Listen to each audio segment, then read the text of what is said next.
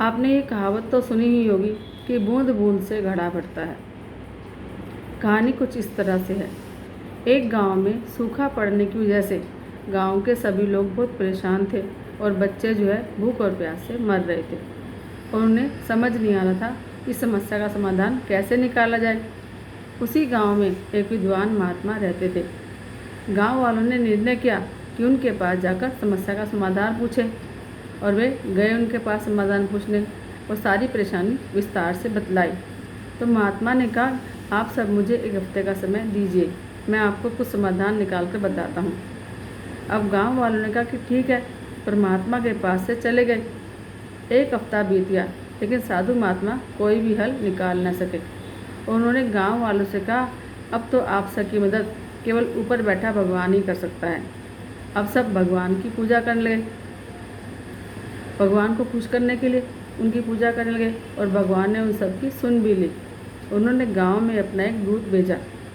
अब गांव में पहुंचकर दूत ने सभी गांव वालों से कहा कि भगवान ने कहा है कि आज रात को अगर तुम सब एक एक लोटा दूध गांव के पास वाले उस कुएं में बिना देखे डालोगे तो कल से तुम्हारे गांव में घनघोर बारिश होगी और तुम्हारी सारी परेशानियां दूर हो जाएंगी। इतना कहकर वो दूत वहाँ से चला गया। अब गांव वाले बहुत खुश हुए। सब लोग उस कुएं में दूध डालने के लिए तैयार हो गए। लेकिन उसी गांव में एक कंजूस इंसान रहता था। उसने सोचा कि जब सब लोग तो दूध डालेंगे ही, अगर मैं दूध की जगह एक लोटा पानी डाल दूँ तो किसी को पता ही नहीं चलेगा। अब रात का समय है, किसी को दिखाई भी नहीं देगा।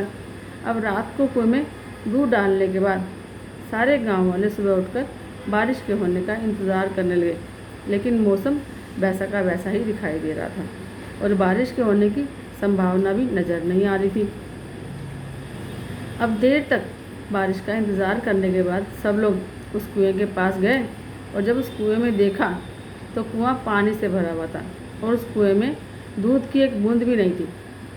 सब लोग एक दूसरे की तरफ देखने लगे और समझ गए कि बारिश क्यों नहीं हुई, और वो इसलिए क्योंकि उस कंजूस व्यक्ति की ही तरह सारे गांव वालों ने भी यही सोचा था कि सब लोग तो दूध डालेंगे ही, मैं क्यों डालूं, मेरे एक लोटा दूध डालने से होगा भी क्या, मैं एक लोटा पानी डाल देता हूँ, फ़र्क भी क्या पड़ता है। इस चक्कर में किसी ने भी कुएं में दूध नहीं डाला और कुएं में दूध की एक बूंद भी नहीं गिरी और कुएं को पानी से भर दिया।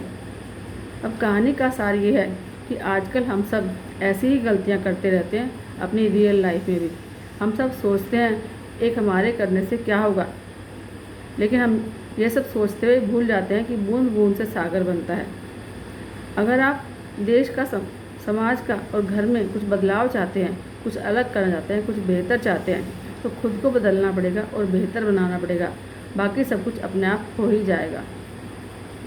कहने का सार ये है कि हम सब दूसरों को बदलने की कोशिश में लगे रहते हैं और खुद को बदलने के लिए हम तैयार नहीं होते।